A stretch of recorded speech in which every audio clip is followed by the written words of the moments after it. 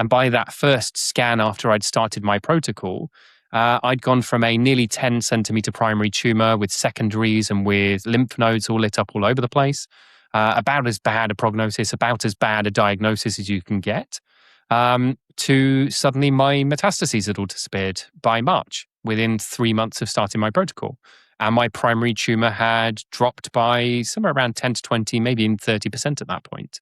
And then by the summer of 2025, I had no visible signs of cancer. Everything had vanished.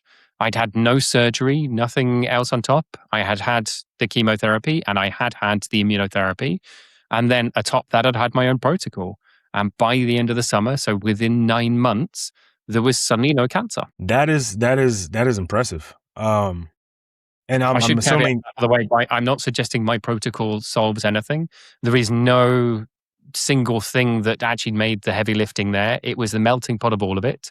And what worked for me was heavily based on my genetics and the next generation sequencing.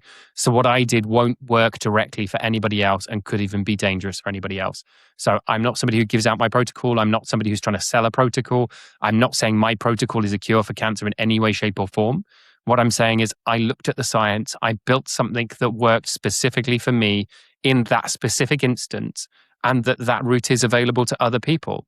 It may not work for everybody. It may not be possible for everybody. And every cancer has different hallmarks, different pathways, different things to it that make it impossible to know what things are going to work in what exact situation.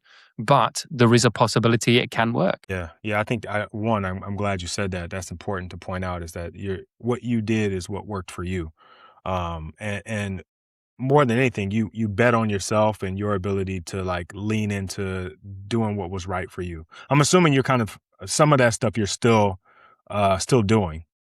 Absolutely. So I've got a hyperbaric oxygen chamber in my spare room. I've built a garden cabin thing, which we have an infrared sauna. I've got weights benches in. I've got a red light panel sat here. Here we go. I have a pulsed EMF neck brace that I use and all sorts of amazing things that I continue to this day. I've also got off-label medications I continue on. I've got a protocol I continue doing.